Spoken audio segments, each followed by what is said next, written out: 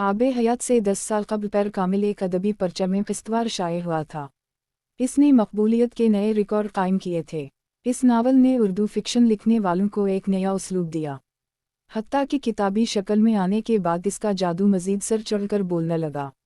जहां सालार उस दूर का बेहतरीन हीरो करार पाया, वहीं अमामा से हसद करने वाले भी बेशुमार थे, बल्कि थीं। ये अदबी दुनिया का एक मिसाली जोड़ा करार पाया था। मज़े की बात, इसके पढ़ने वाले उन पर यूं फिदा हैं जैसे ये किरदार जिंदा जावेद हूँ, उनके इर्द गिर्द कहीं रहते बसते लेते हूँ।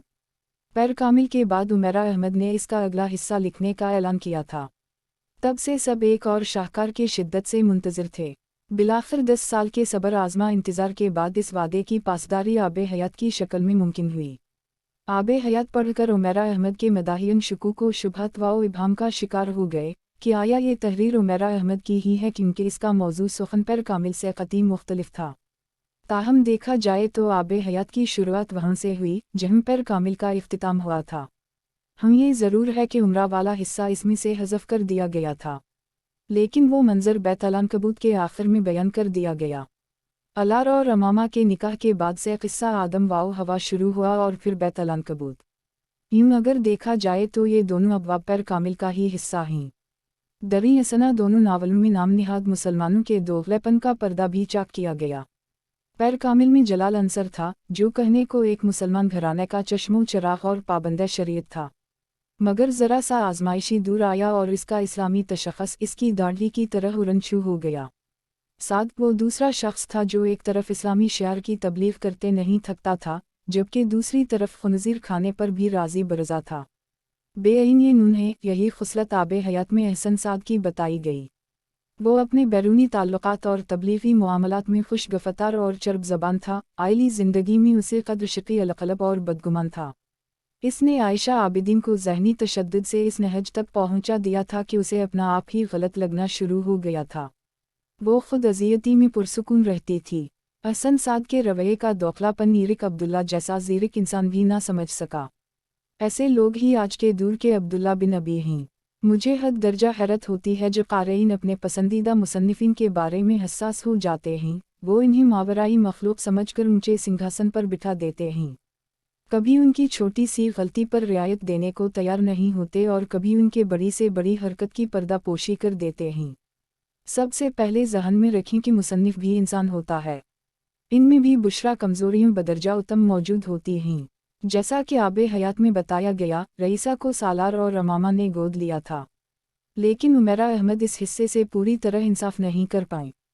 इन्होंने इस मामले के एक ही रुख को भरपूर तरीके से अभारा, यानी रईसा की अच्छी परवरिश, मगर इस्लामी अहकामात और शरीयत से वो दानिस्ता चश्मपोशी इख्तियार कर गईं।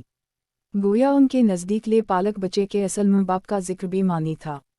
उनका नुक्ता नज़र शायद ये हो कि परवरिश और तरबियत बाजी ले जाते हैं, मगर मेरी ज़ाती राय में उनका अदबी कद-काठ मज़ीद बढ़ जाता अगर वो इस मौजू पर लब कुशाई कर लेतीं। आबे हयात के सफ़र की शुरुआत जबिल रहमत से हुई। वहाँ इमामा सालार से बैंक की मुलाजमत छोड़ने पर बज़िद होती है। हरम पाक में बैठकर इमामा सालार को हमारे प्यारे नबी आखिर अलज़म का खुतबा हज अलविदा याद दिलाती है। इसमें हज़रत मोहम्मद सल्लल्लाहु अलैहि वसल्लम ने सूद को अल्लाह और इसके रसूल के खिलाफ खली जंग करार दिया था। उमैरा अहमद ने इस नावल में सूद के मसले को आसान और आम फहम तरीक़े से समझाया है। आगे चलकर सालार ने कठिनाइयों के बावजूद सूद से पाक निज़ाम के तसव्वुर को सच कर दिखाया। अगर ऐसा हकीकत में भी हो जाए तो कमाल ही हो जाए।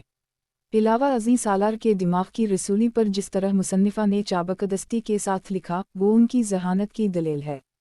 इन्होंने ये साबित करने की कोशिश की कि ज़रूरी नहीं हर कोई मुसलसल कामयाबी ही समेटता रहे। हर कामयाब इंसान की ज़िंदगी में भी बेशुमार रुकावटें आती हैं। हम इन मुश्किलात से निमटने के लिए हर एक का अपना अपना ज़ाविया निगाह है। नावल के मजमूई तासुर की बात करें तो कुछ लोगों के नज़दीक ये आम सी कहानी है। इसमें एक खुशबाश ख़ानदान है जो एक बच्ची को गोद लेता और कहानी ख़त्म। जी नहीं, ऐसा बिल्कुल नहीं है। कहानी बेशक आम सी है और मौजू घुसा पिटा, मगर इस सादा से क़िस्से को उमैरा अहमद के कलम ने अल्फाज का ऐसा पैराहन दिया कि कारी मशहूर होकर रह जाए।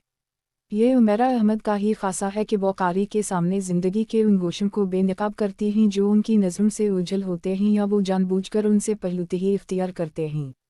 कहानी में सब अबवाब को ताश के पत्तों की तरह तरतीब दिया गया है। क्योंकि उनको मुनासिब वक्त पर सामने लाया जाना मकसूद था। बाब हासिल महसूल किया खोया किया पाया के तसव्वुर पर मुश्तमिल है। इस बाब में सालार और इमामा की अपना ज़ाती घर बनाने की तगवाउदू दिखाने के साथ साथ उनके ख्वाब ख्वाहिशात और कुर्बानियाँ दिखाई गईं। या मुजीब अलसाइलिन अबदन अबदन और तबारक अलजी को उमेरा अहमद ने भरपूर सराहत के साथ लिखा है। हर किरदार के साथ भरपूर इंसाफ किया है, चाहे वो जिब्रील की गनजलक नफ्सियात हो या इनाया की मुआमला फ़हम तबीयत, हमीन और रईसा की परवरिश का मुआमला हो या इरिक अब्दुल्ला का इनाया से रिश्ता जड़ना, या फिर अहसन साद की जहरीली फितरत हो, आयशा आबिदीन की दिक भरी ज़िंदगी हो या हश्शम की ज़िंदगी के उतार चढ़ाव, हर किरदार ने कारी को आखिर तक अपने सेहर में जकड़े रखा। इन अबवाब में कहीं भी तशनगी का एहसास नहीं हुआ। कारी मुसन्निफ़ा की मंजर निगारी पर अशश करता रहा। अगर आबे हयात 10 साल पहले आता तो उस वक्त शायद हमीन का किरदार और इसकी हरकत व सिकनात पर क़ारीन को सख्त इतराज़ होता, लेकिन नई पौध को देखकर हमीन एक हकीकी किरदार लगने लगता है। वो सालार सिकंदर का बेटा था ना। सी इंटरआर्ट्स ने दुआओं के ज़रिए इसकी पैदाइश 3 हफ्ते कबल करवाने की तदबीर की थी। अगर वो जान जाते कि हमीन सिकंदर असल में है किया है, तो वो 300 साल तक इसकी पैदाइश ना होने देते। वो सोया हुआ जिन था जो बेदार होने के लिए अपने वालिद का इंतज़ार कर रहा था। सबसे दिलचस्प चीज़ इसका आंखों को गोल गोल घुमाना और बकर नसों के गला फाड़ कर रोना था। नावल में हमीन की हीरोइन नहीं थी।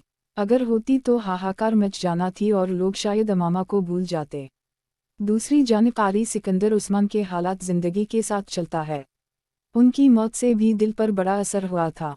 इस दास्तान का एक अहम हिस्सा इमामा की मुंह दिखाई की अंगूठी रही। इससे जुड़ी उन दोनों की हसीन यादें और दिली वाबस्तगी। इस हिस्से को भी उमेरा अहमद ने खूबसूरती से कलमबंद किया है।